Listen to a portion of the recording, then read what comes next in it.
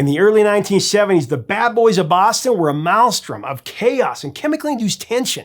The leaders battled through their toxic relationship between themselves and an interloper to produce a rockin' rampage that would be their breakout hit. We relive the bittersweetness of a classic rock standard next on Professor of Rock.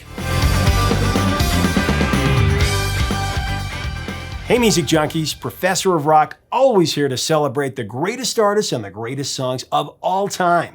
You know, if you are addicted to classic rock and pop, I'm telling you, subscribe below to our channel right now and make sure that you click the bell so that you never miss an episode. We do daily features, the stories of the songs and the albums straight from the artist.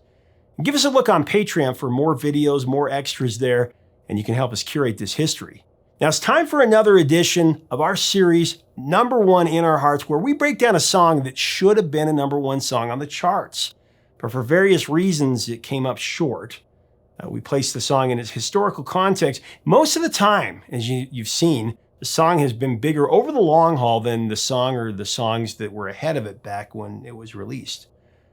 Bassist Tom Hamilton was in a few bands with soon-to-be Aerosmith guitarist Joe Perry and David Pudge Scott, including the power trio called the Jam Band. The Jam Band was at a Jam Band gig in the summer 1970. It was at a place called The Barn in Sunapee, New Hampshire, that the three members of the Jam Band, that's where they met Steven Tyler, and the four of them agreed to move to Boston to start a band.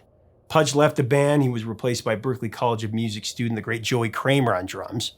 Ray Tabano, a childhood friend of Steven Tyler's, came on board for a brief stint. When he exited, another Berklee College student, Brad Whitford, joined, and the classic lineup of Aerosmith was formed. Aerosmith became known as the Bad Boys of Boston: Perry, Kramer, Hamilton, Whitford, and Tyler. Aerosmith created some amazing music on their self-titled debut album in 1973. That included the single Dream On. Dream On went to number one on WBZ-FM and WRKO-AM in Boston. However, the rock ballad Stiff nationally installed at number 58 on the Billboard Hot 100.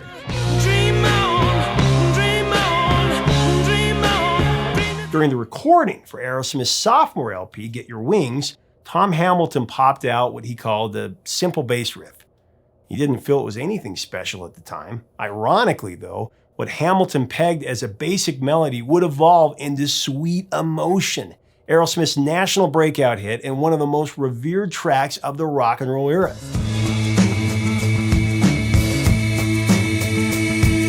Hamilton says it was the band's producer Jack Douglas who coaxed the bass line out of him to present to his bandmates. Near the end of the session for Aerosmith's brilliant third record, Toys in the Attic, Douglas asked if anyone in the band had some spare riffs lying around. Hamilton promptly began playing his riff,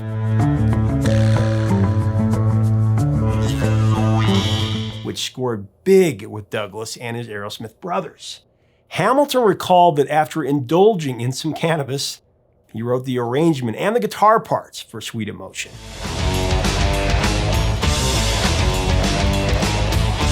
Tom added that the resolution of the song was achieved after Steven turned the original intro around and changed the key. Hamilton, Whitford, and Kramer left the studio for the night, and the next time they heard Sweet Emotion, the overdubs had been added to the track along with a fierce Steven Tyler vocal that, in Hamilton's words, flipped the guys out. How could it not? Well, I got good news, she's a real good liar. One of the best opening vocals in a song, period. It locks your ears into that purity of Steven's voice. It's powerful yet supremely eloquent.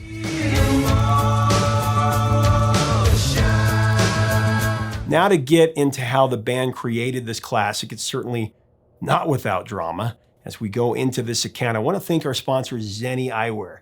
My frames of choice, I've got my new clear ones on. To me, Zenni is my go-to because there are so many features. One I love best is the anti-fog and anti-glare coating that helps me no matter the weather outside. Go see for yourself at zenni.com. Sweet Emotion was developed during an unbridled Aerosmith jam session guided by Hamilton's pervading bass riff. Aerosmith loved their jam sessions. The collective energy and talent of the band usually conjured something magical. In those early days, all five members of Aerosmith lived together in the same apartment. Steven Tyler felt it was important for the guys to stick together so that they could bounce ideas off of each other. and spontaneously jump on new music concepts whenever the spirit moved him to do so. The harmony was disrupted, though, when Tyler's toxic twin counterpart moved out to live with his then-girlfriend Alyssa, who later became the first Mrs. Perry.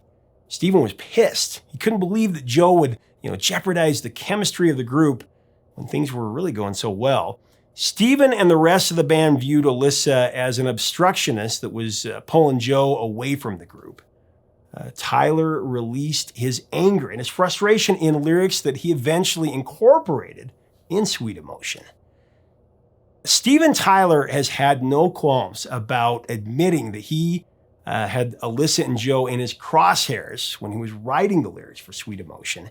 The opening lines in the song talk about things that nobody cares and wearing out things that nobody wears. That was directed squarely at Alyssa, and the gut-churning tension that affected the entire band.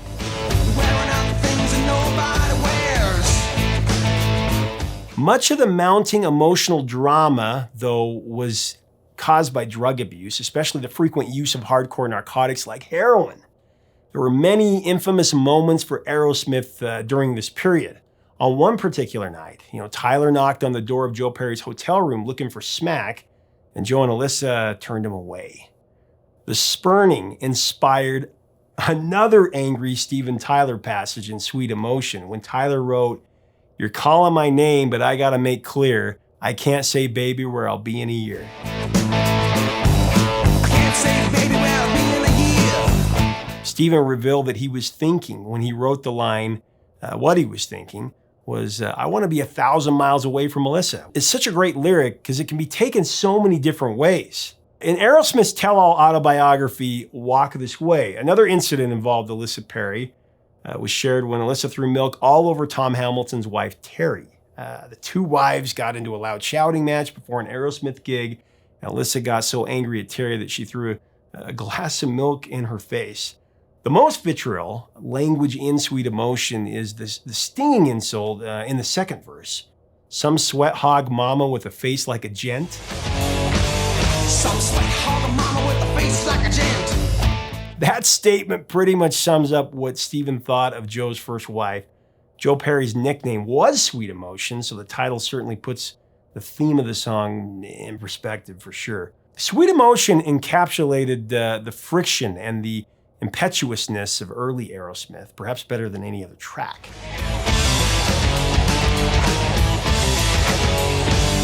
Alyssa Perry was viewed as an outsider caught in the middle of the persistent spectacle, when in reality, the source of the personality conflicts, definitely the band's drug abuse. You can't catch me 'cause I'm rapper done died. Bottom line is that Steven Tyler and Joe Perry fought incessantly about everything, musical issues, and personal issues. But man, when they played together on stage, there was an intense brotherly love that the Toxic Twins fueled off of. And that intensity was part of why Aerosmith is tagged as America's greatest rock and roll band. Yes, Sweet Emotion unleashed the group's notorious ferocity that spawned their first national hit, but the track also manifests their artistic greatness, opening the cage for a multitude of incredible classic rock compositions that rule radio. Like I said before about Steven Tyler's serene vocal, Sweet Emotion rolls out ominously, the calm before the storm, so to speak.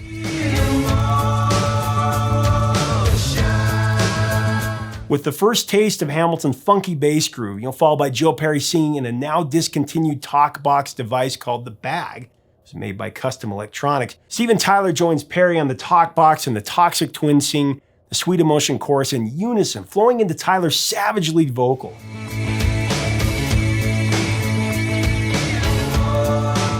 Now, according to Steven, during an interview on The Howard Stern Show, during the building of the intro of Sweet Emotion, you hear an instrument called a vibraslap. Now, the vibraslap is featured 4 times. On the 4th time, though, Steven shared that the instrument broke when he slapped it, but they left the mishap in the song. You can clearly hear it break on that 4th hit, producing an ominous crashing effect.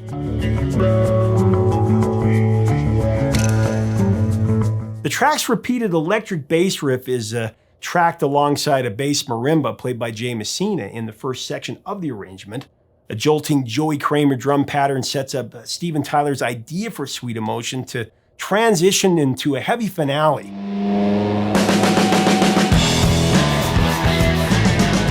Perry's blistering guitar solo, and Kramer's powerful percussion over Hamilton's funky bass groove combining for just a riveting monster coda.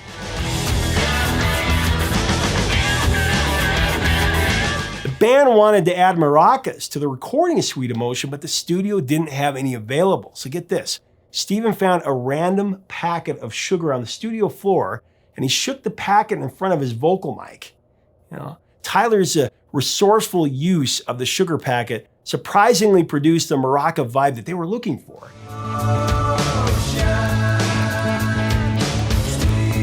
And those are some of the ingredients that are missing from modern music. I mean, you think about it, spontaneity, resourcefulness, and experimentation. Instead of relying on a synthesizer or a sample to produce a sound, bands like Aerosmith improvise. They got creative. It's that human element that will never be diminished. At least I hope. Another interesting aspect, the sucking noise in Sweet Emotion.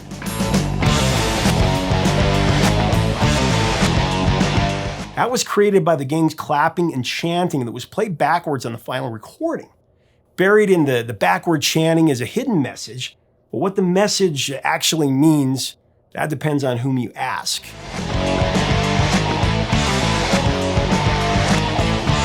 The band chanted about their manager, Frank Connolly, who had been diagnosed with cancer and unbeknownst to the group, sold his rights to manage the band to the team of Steve Leber and David Krebs. Steven Tyler claims that he and his mates chanted an expletive at Frank, but producer Jack Douglas said that the chanting was, "Thank you, Frank."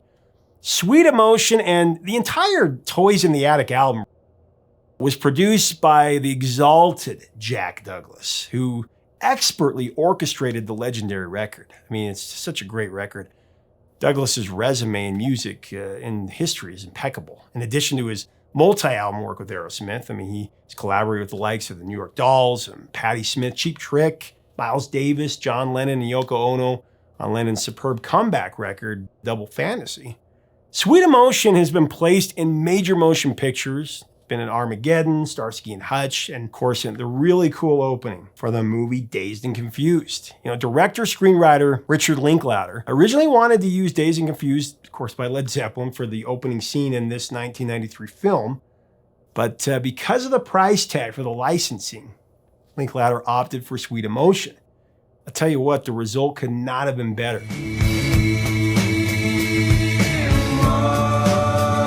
Now, it peaked at number 36 on the Billboard Hot 100 in the summer of 1975. But over time, the track has become a legendary rock standard. It's grown in popularity, bigger than its chart position. During the digital age, it sold over 3 million downloads.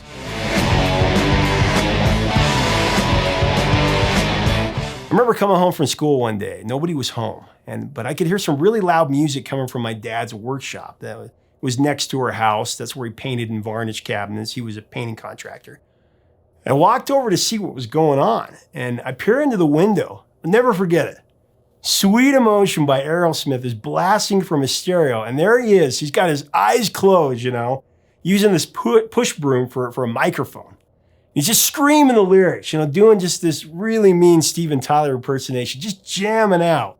Nobody was watching, or so he thought. I was just laughing my head off because he was going after it with everything that he had. And I just thought, man, I got the coolest dad in town. I mean, while my friends' parents would call Aerosmith devil music, my dad was a full-on believer in the religion of rock and roll, and that proved it.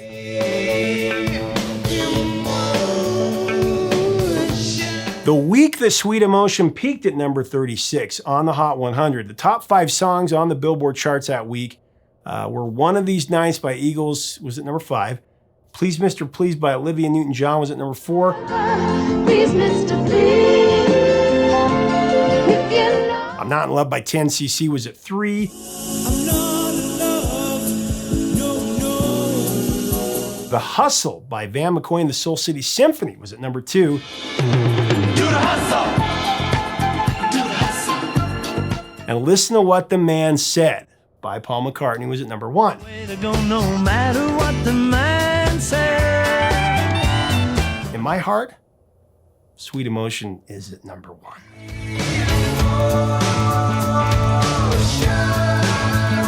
Leave us a comment about this song and Aerosmith. What are your memories and thoughts on this classic rock standard? Let us know in the comments. And if you like our content, we do invite you to subscribe so that you never miss out, that you can be a part of our community and engage with us. We always talk about these great songs.